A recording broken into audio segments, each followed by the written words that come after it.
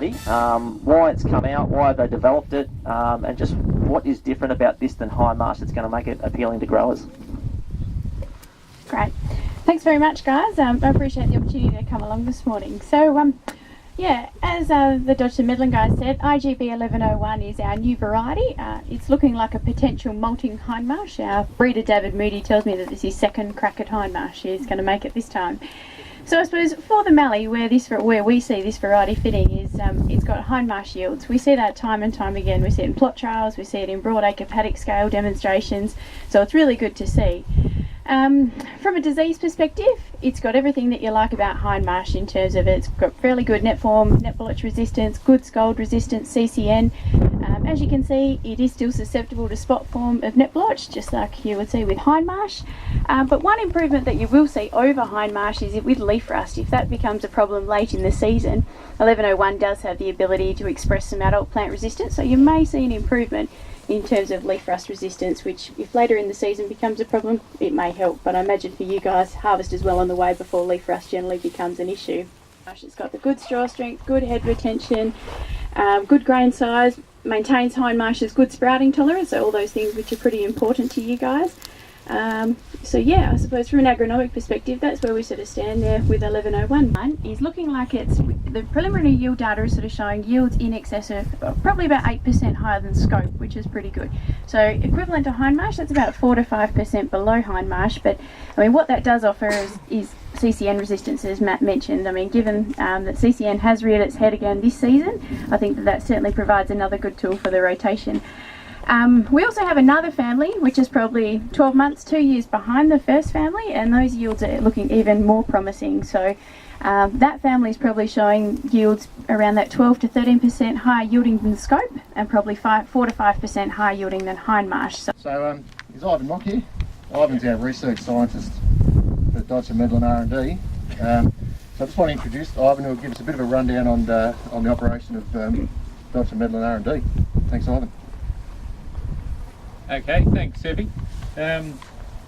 I guess I've been asked just to outline our involvement in R&D from Dodgshum Medlin's perspective, and you might wonder why an organisation that's so financially astute would invest heavily in R&D.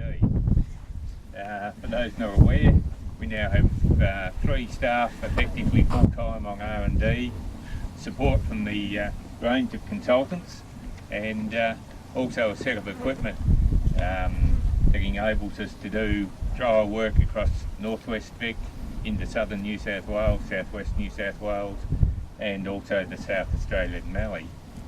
So although our equipment might be smaller than commercial equipment, for example the 2 headers we've got, they only cut 1.5 metres wide, very small, but they're still worth 150 to 200,000 each. So it's a very substantial financial investment, and there's 3 main reasons why that's occurred. First one is independence. Dodgshum Medlin have no financial agreement with any sales output at all. So our results, we'll call it as we see it. They have no bias towards the product, and therefore we can give results completely independent of any commercial link. That's very important to us. Secondly, we can focus on regional issues, what we see as important for the mallee farming, and address the priorities that are coming out.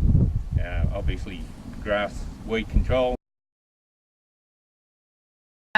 Probably noticed as we come in and walked across, there's a bit of a height difference and growth stage difference, quite noticeable here between the barley on the left and the barley where we're standing. And just want to ask if anyone's got any ideas what's happened here in this strip. And yeah, I know. Yeah, apart from Peter. What's the difference? Time of sowing, is it? Yeah. Or different variety? Or what? Anyone got any ideas? Nice, what do you reckon? What's the difference? Oh no, you don't want to know what I said. I think that's been ripped up with a disc. You might be right. I think it would be time of sowing. Time of sowing. Anyone else got any ideas? Gary? Pretty significant. Gary, somebody? Early N or early SOA? That was early N or SOA. Yep. Anyone else? Zinc? What about zinc? I was going to say urea as well. Urea? Urea? I know, but Snuffy told me something. Right. Be quiet. Gary.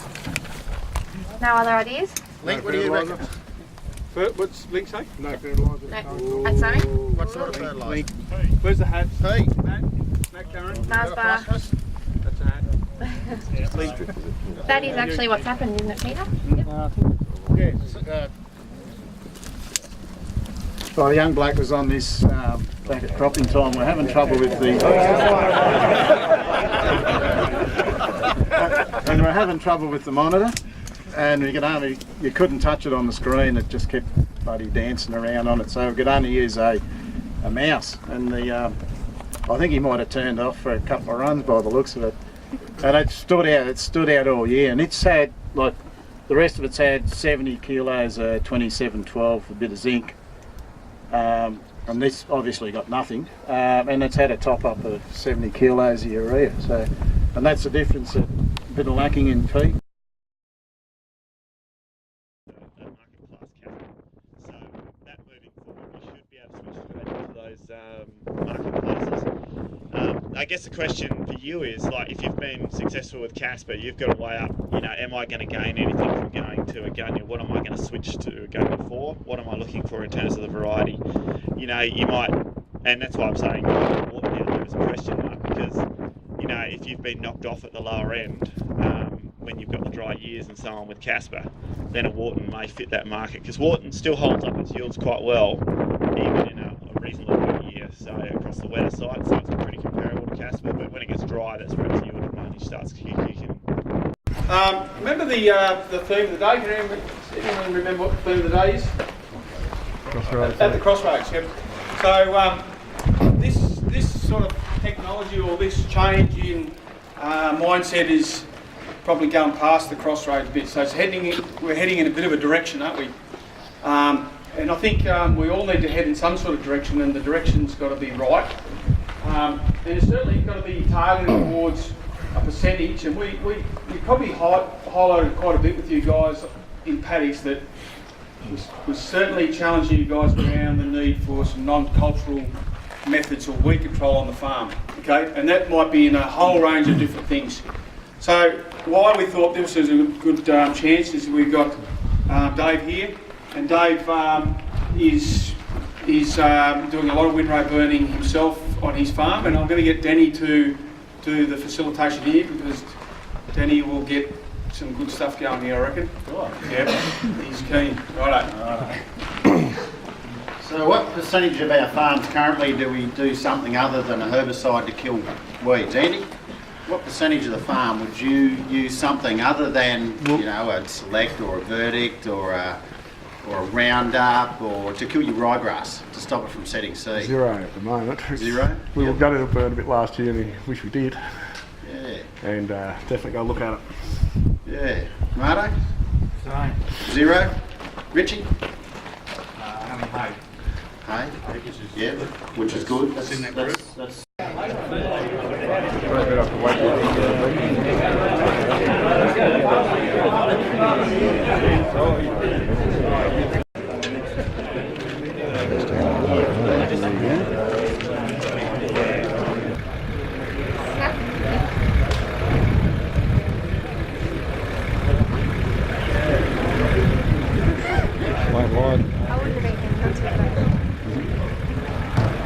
Hey.